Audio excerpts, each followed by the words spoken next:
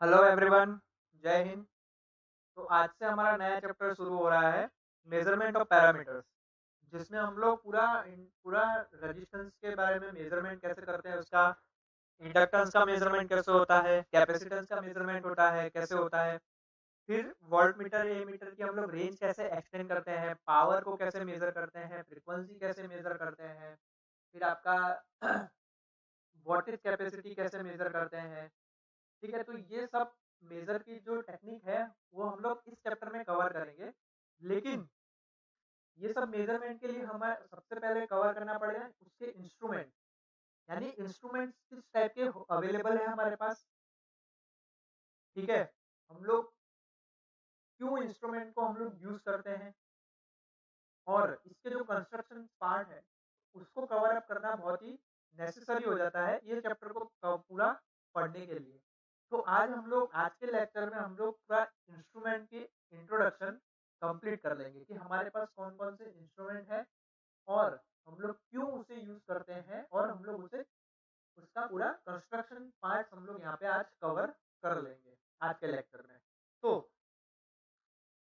Electrical engineering में क्या होता है, generally current voltage power plus ये सब आपका फ्रीक्वेंसी हो गया, ये सब आपका विजिबल नहीं होता आई से, यानी आंख से आप लोग इसे देख नहीं सकते। ठीक है, तो इसे मेजर करने के लिए हमें इंस्ट्रूमेंट्स की जरूरत पड़ती है। तो ये जो इंस्ट्रूमेंट होते हैं वो हमें वो कैसे इलेक्ट्रिकल इंस्ट्रूमेंट इसे कह सकते हैं, हम लोग इलेक्ट्रिकल मेजरिंग इंस्ट्रूमेंट हम लोग इसे कह सकते हैं।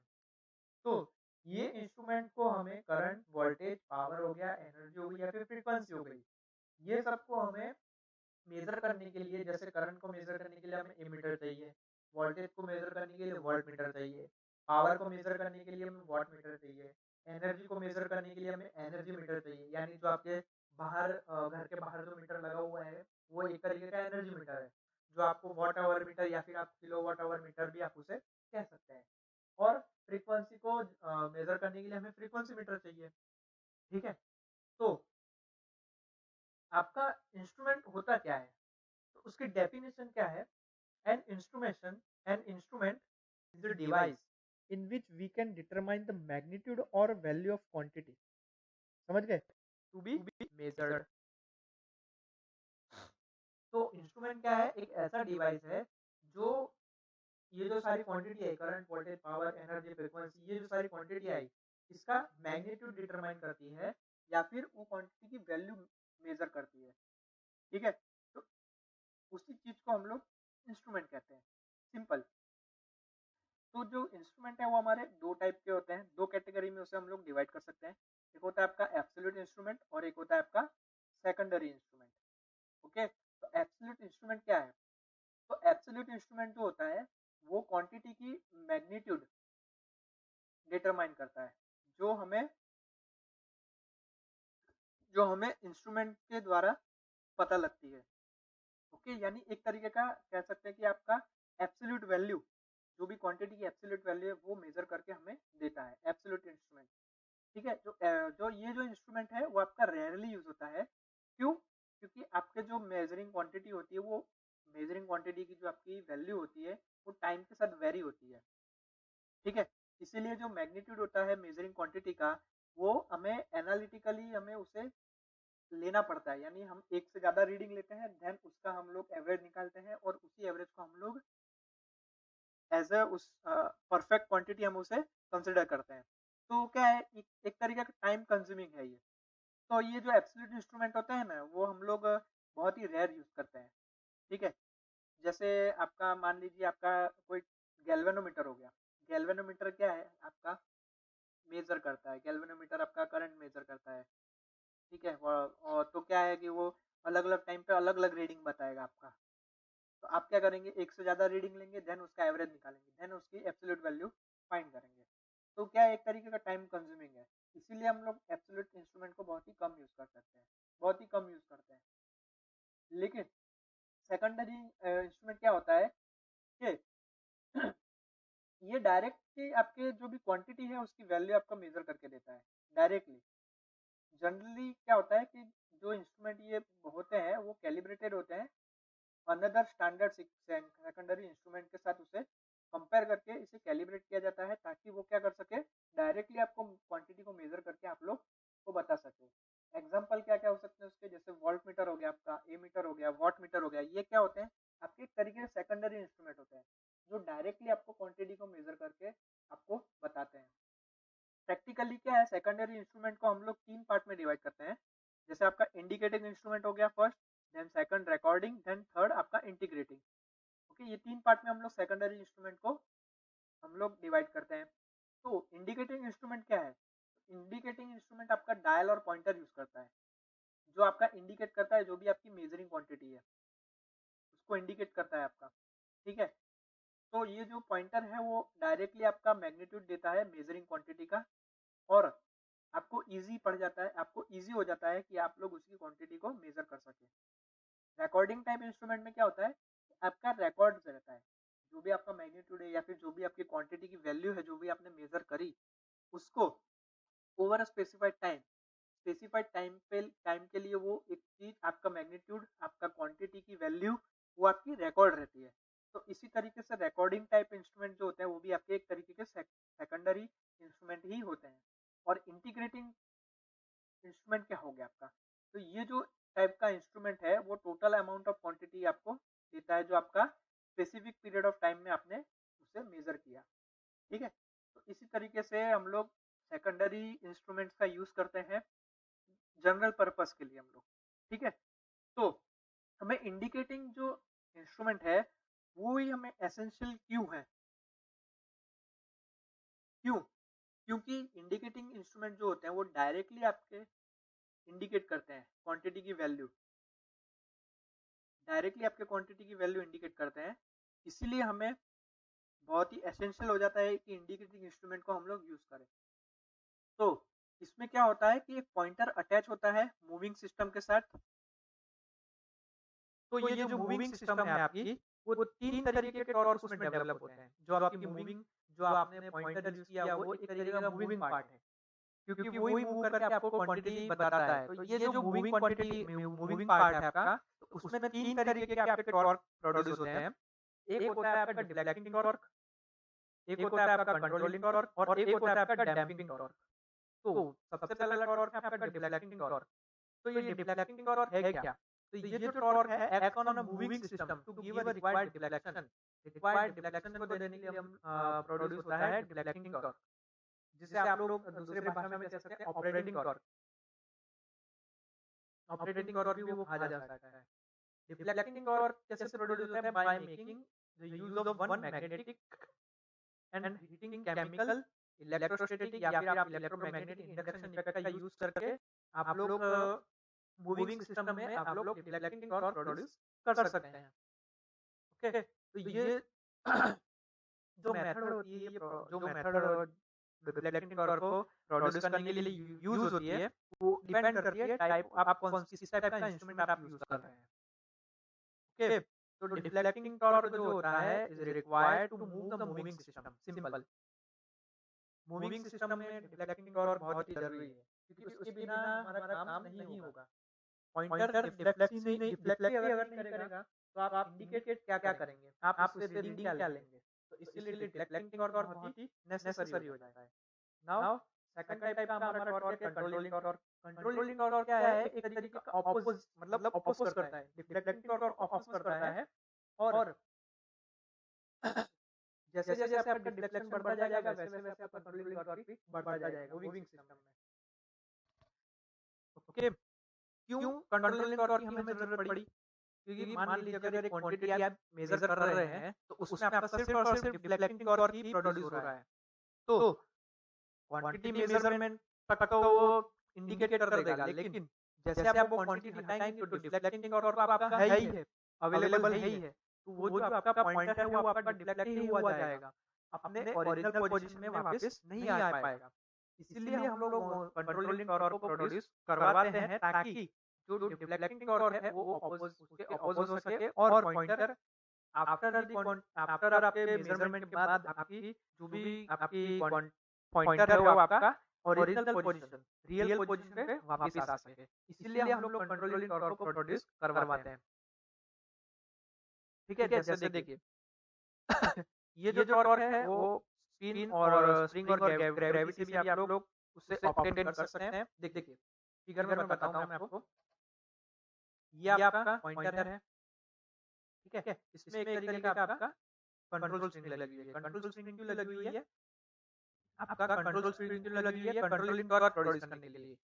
अगर मान लेते हैं कि ये जो पॉइंटर है वो आपका क्लॉकवाइज डायरेक्शन में आपका इधर जा रहा है, ठीक है, क्वांटिटी मेजर करने के लिए। अब क्वांटिटी मेजर हो गई, लेकिन इसमें जो डिफ्लेक्टिंग टॉर्क है वो तो अभी भी अवेलेबल है। तो उसके कारण क्या है, ये पॉइंटर है वो आगे अभी भी डिफ्लेक्ट होगा, अपने ओरिजिनल सिचुएशन ओरिजिनल पोजीशन में वापस नहीं आएगा।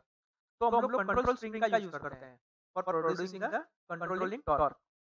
तो कंट्रोलिंग टॉर्क के कारण क्या होगा, जो आपका पॉइंटर है वो आपका ओरिजिनल पोजीशन में वापस आ जाएगा, ठीक है। तो इस तरीके से हम लोग ये टॉर्क प्रोड्यूस करते हैं कंट्रोल स्प्रिंग के थ्रू, या फिर ग्रेविटी का भी हम लोग यूज कर सकते हैं। ओके, तो ये सिंपल है स्प्रिंग कंट्रोल। आपको फिगर में बताया ही है, जो मैंने आपको बताया कि जब आपका एंगल ऑफ डिफ्लेक्शन है यानी वो डायरेक्टली प्रोपोर्शनल है थीटा के मूविंग सिस्टम में। ओके, तो जो आपका कंट्रोलिंग टॉर्क है वो भी डायरेक्टली प्रोपोर्शनल होता है to the angle of twist यानी थीटा और डिफ्लेक्टिंग टॉर्क टीडी। ओके, तो जो टीडी होता है आपका डिफ्लेक्टिंग टॉर्क होता है वो आपका डायरेक्टली प्रोपोर्शनल होता है करंट फ्लोइंग थ्रू इट। तो TD is directly proportional to I, और स्प्रिंग कंट्रोल के लिए controlling torque directly proportional to theta, ठीक है। तो फाइनल स्टेप में अगर हमारा टीडी और टीसी हमारा सेम हो जाता है, रेस्ट पे तो क्या हो सकता है, theta is directly proportional to current.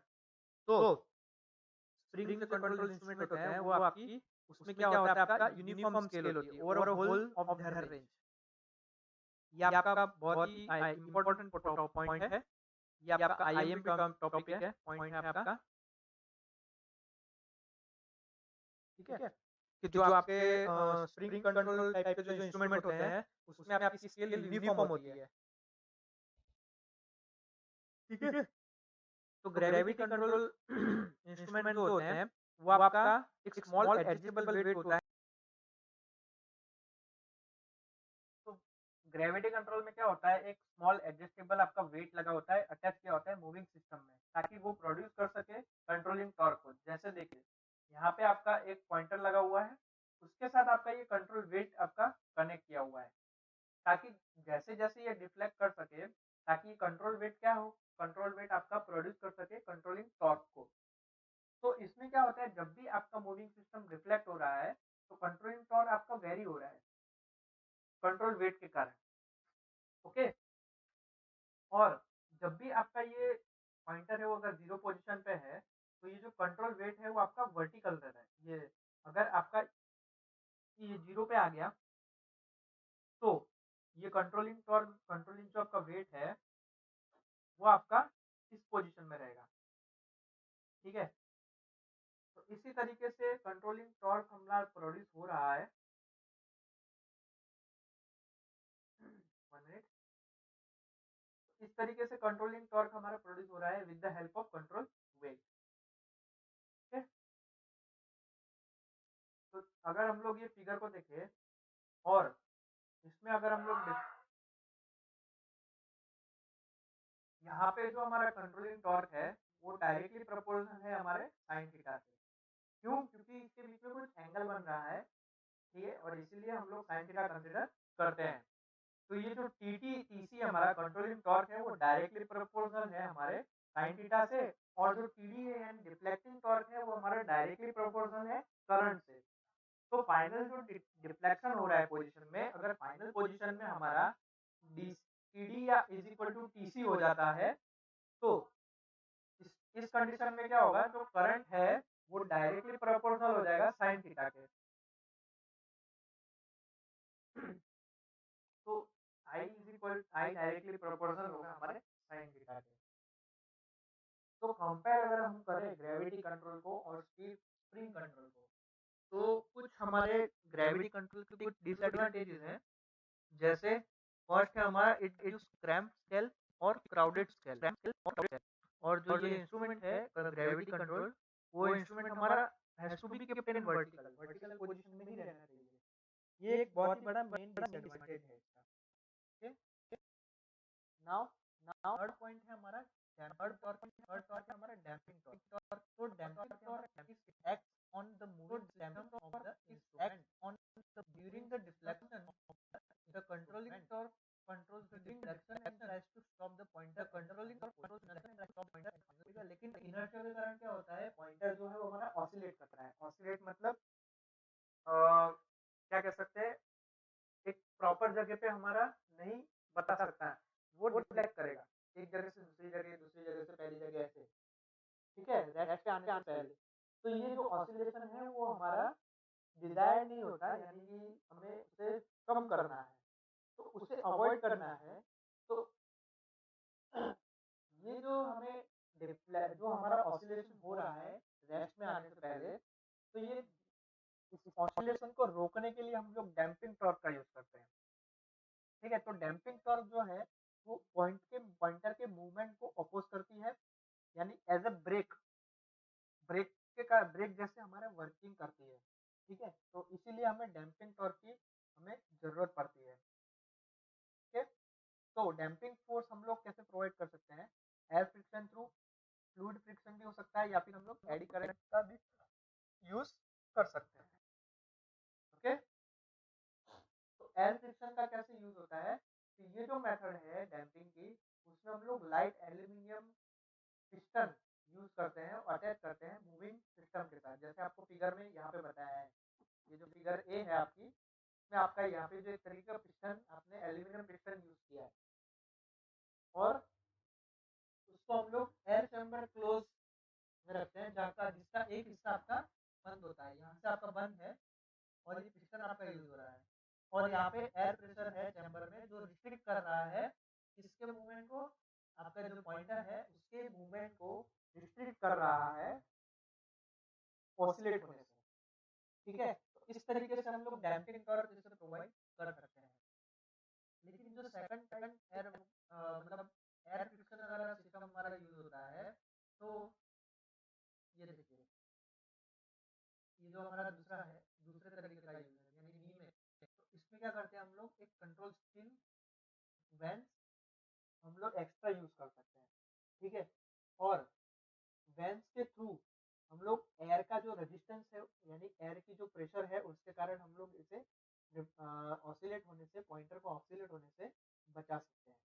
इस तरीके से हम लोग उसे डैम्पिंग टॉर्क प्रोवाइड करते हैं। दूसरा डैम्पिंग टॉर्क का प्रोवाइड का क्या है, फ्लूइड फ्रिक्शन डैम्पिंग, हम लोग इसका भी यूज कर सकते हैं। तो इसमें क्या होता है, एक लाइट वेंस अटैच होती है स्पिंडल के साथ, ये देखिए लाइट वेंस आपकी अटैच होती है, ये जो आपकी वेंस है, ये आपकी लाइट वेटेड है। ठीक है, और ये आप कनेक्टेड है विद द स्पिंडल। ठीक है, और ये जो वेंस है उसे आप लोग एक डैम्पिंग ऑयल में आप लोग उसे डुबा देते हैं और कंप्लीटली उसे सबमर्ज कर देते हैं, यानी कंप्लीटली उसे डुबा देते हैं। तो ये जो वेंस की मूवमेंट है, रोटेशन अगर हो रहा है तो वेंस आपका मूव करेंगे, तो ऑयल के फ्रिक्शन के कारण क्या होगा, जो आपका ऑसिलेटिंग जो भी पार्ट है आपका, जो भी आपका पॉइंटर का ऑसिलेशन हो रहा है, तो उसमें आपको एक तरीके का रेजिस्टेंस फील होगा और एक तरीके का फ्रिक्शन फील होगा। तो आप लोग उसे उस तरीके से आप लोग उसे डैम्पिंग टॉर्क प्रोवाइड कर सकते हैं। तो जो डैम्पिंग ऑयल होता है वो आपका मस्ट बी गुड इंसुलेटर और नॉन कोरोसिव होना बहुत ही जरूरी है, क्योंकि आप लोग ये जो वेंस यूज कर रहे हैं उसमें आप एक तरीके की मेटल यूज कर रहे हैं, तो इसीलिए नॉन कोरोसिव होना भी जरूरी है और एक गुड इंसुलेटर भी होना जरूरी है। ठीक है, थर्ड तरीका क्या है डैम्पिंग टॉर्क प्रोवाइड करने का, एडी करंट डैम्पिंग। तो इस टाइप में क्या होता है कि डैम्पिंग के लिए आप लोग एक थिन डिस्क जो आपकी कंडक्टिंग मटेरियल की बनी होती है, लेकिन आपकी नॉन मैग्नेटिक मटेरियल की होती है, वो मटेरियल कंडक्टिंग होता है लेकिन वो एक आपका नॉन मैग्नेटिक मटेरियल है, जैसे कॉपर हो गया, एल्यूमिनियम हो गया, तो ये क्या है आपके कंडक्टिंग तो है लेकिन आपके नॉन मैग्नेटिक मटेरियल है। तो उसको आप स्पिंडल पे माउंट करते हैं और उससे मूव करते हैं मैग्नेटिक फील्ड के अंदर, ताकि वो क्या कर सके, मैग्नेटिक लाइंस वहाँ पे कट हो सके और वहाँ पे क्या हो, फोर्स वहाँ पे क्या हो, एडी करंट प्रोड्यूस हो। एक तरीके का ये मान लीजिए कि ये एक तरीके की डीसी मशीन में जो आपका आप लोग प्रिंसिपल यूज कर रहे हैं, तो यहाँ पे भी आप लोग वही प्रिंसिपल यूज कर सकते हैं, यूज करके एडी करंट को प्रोड्यूस कर रहे हैं।